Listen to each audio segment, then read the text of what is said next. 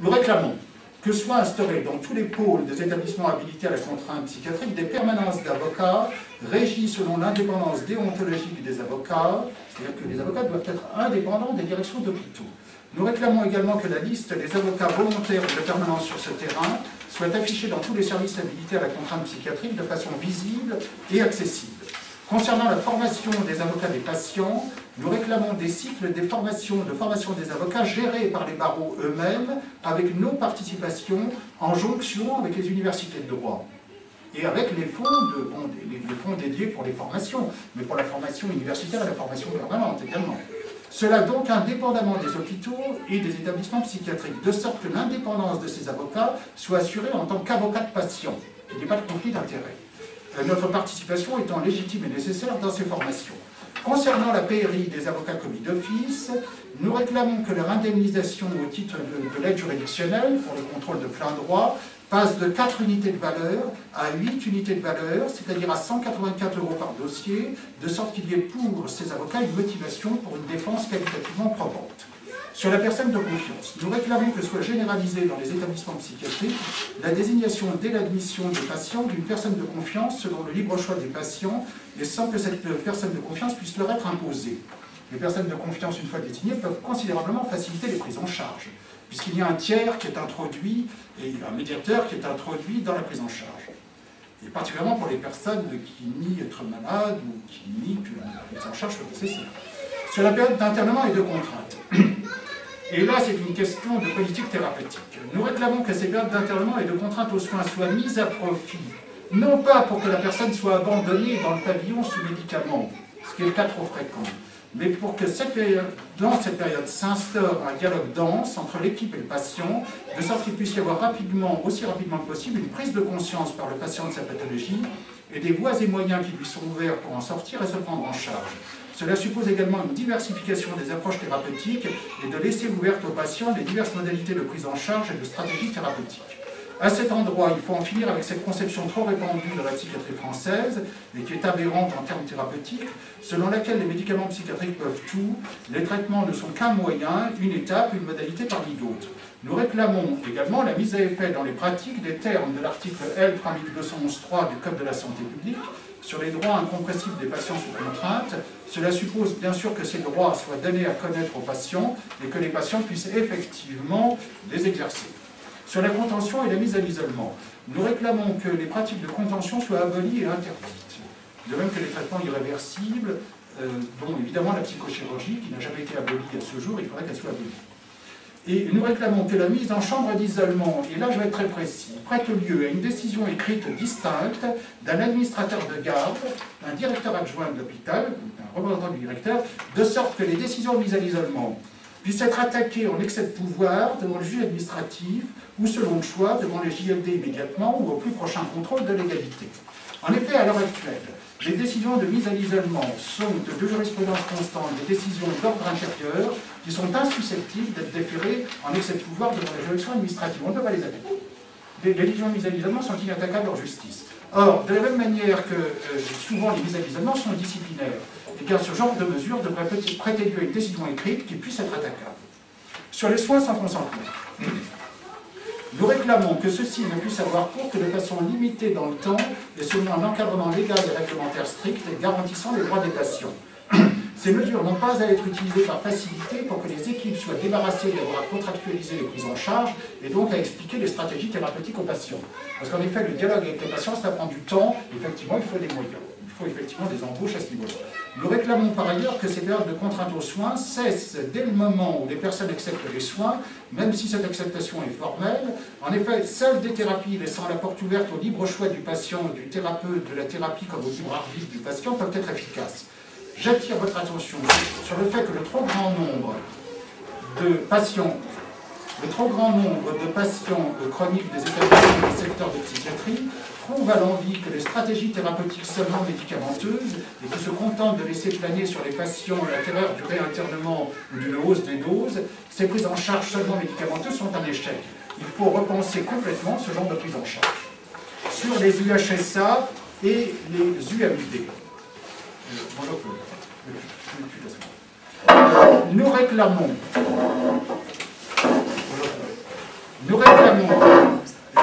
fermeture des UHSA comme des nouvelles UMD qui ont été mises sur pied ces dernières années. Je répète car ce point est très important quant à la politique sécuritaire qui a été déployée ces 10 dernières années. Nous réclamons la fermeture des UHSA comme des nouvelles UMD qui ont été mises sur pied ces dernières années. En effet, nous ne pensons pas que les hôpitaux-prisons soient une solution pour les détenus souffrant de troubles mentaux. Par ailleurs, nous estimons que les prises en charge de ces détenus doivent être évaluées avec ces détenus eux-mêmes, avec leurs proches, avec les organisations associatives qui gèrent ces problématiques, en se faisant éclairer de l'expérience des contrôles effectués ces dernières années par les services du contrôleur général des lieux de privation de liberté, de façon paritaire et non par un diktat exécutif sous la pression des faits divers. Il y a une expérience qui s'est accumulée des premières UHSA, on devrait en profiter. Et en tout cas, j'estime qu'il doit y avoir un moratoire sur l'ouverture des UHSA. Quant aux UMD qui ont été créés ces dernières années, nous réclamons leur fermeture. Nous ne sommes que trop au courant par certains dossiers de notre association. Je ne dis pas que c'est tous les dossiers, je ne dis pas que c'est le cas massif, mais dans certains dossiers de notre association, ces UMD tiennent en détention des gens qui n'ont rien à y faire et qui sont envoyés au terme, par exemple de façon aberrante, de règlements de comptes internes aux équipes psychiatriques classiques, quand celles-ci estiment, bonjour monsieur Guérard, donc nous estimons que beaucoup trop de gens sont envoyés dans les UMD, quand, au niveau des équipes psychiatriques classiques, celles-ci estiment ne plus pouvoir gérer une situation en impasse. Donc, je reprends. Donc, sur les UMD, donc je conclus, nous n'estimons pas que sur les nouvelles UMD, nous n'estimons pas que de nouvelles structures soient une solution, sauf dans des cas extrêmes et très limités, dans lesquels les 4 UMD qui préexistaient avant les nouvelles ouvertures de ces dernières années étaient amplement suffisantes. Ces 4 UMD étaient elles-mêmes problématiques. L'affaire Claude Baudouin, qui est une affaire très éclairante, qui est un homme qui est toujours en détention dans son UMD et qui depuis 1970 est en état de détention pour un crime qu'il a commis étant jeune, donc il avait la vingtaine. Il n'a pratiquement jamais revu le jour. L'affaire Claude Baudouin l'a par ailleurs prouvé, voire la condamnation de la France par la Cour européenne des droits de l'homme dans cette affaire le 28 novembre 2010. Claude Baudouin il a fait toutes les UMD du pays, plus la dernière ouverte, plus Garnével, et à quoi bon, pourquoi faire, hein, franchement, on se demande. Alors j'aborde un dernier chapitre, un avant-dernier chapitre du droit à l'oubli.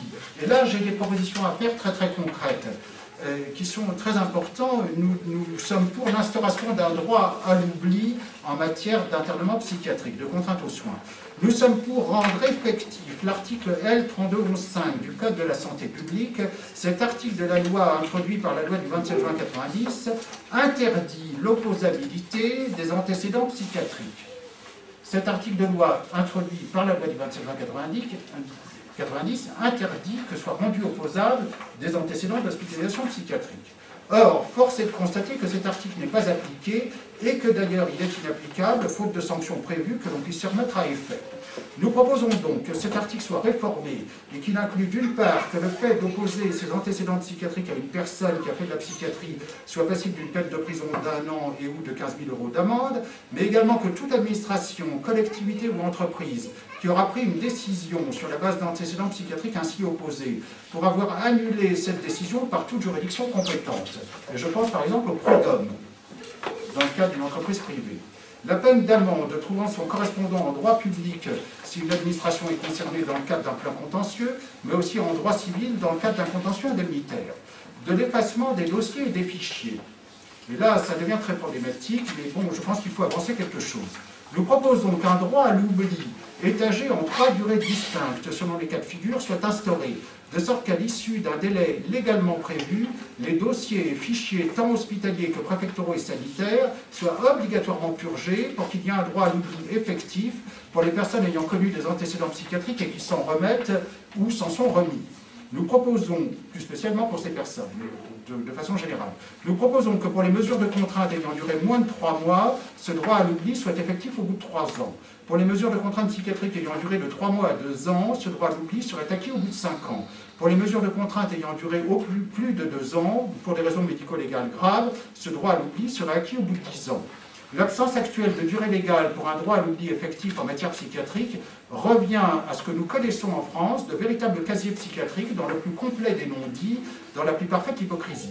Les patients qui ont fait l'effort de se remettre de leurs troubles et de ne plus faire parler d'eux en termes de sécurité publique comme de crises délirantes objectives amenant à des réinternements doivent pouvoir bénéficier d'un tel droit à l'oubli.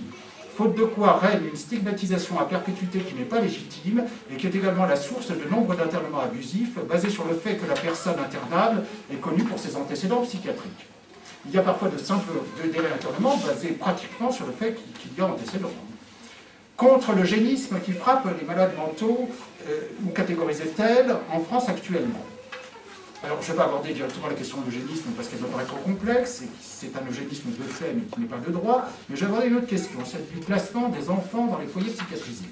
Eu égard au fait que de façon trop fréquente, les enfants nés dans des foyers où la mère ou le père ou les deux ont fait ou font de la psychiatrie, ces enfants sont placés à l'aide sociale à l'enfance, et que tant les parents que ces enfants connaissent en conséquence un sort affreux, eu égard au fait que ces personnes vivent très souvent des affres atterrantes, nous réclamons un moratoire des placements d'enfants confiés au service gardien de l'enfance en danger, issus des foyers psychiatrisés. Nous pensons qu'il est préférable que les fonds publics servent à suivre et à étayer ces familles, au titre des AMO par exemple, les assistances éducatives en milieu ouvert, à les soutenir plutôt qu'à générer parfois des drames parfois épouvantables, comme nous avons pu en connaître dans certains dossiers. Je limiterai mon exposé à ces quelques points, sachant que je n'ai bien sûr pas épuisé le sujet. Je renvoie à la Charte des internés de 1975 qui est annexée à mon dossier de presse.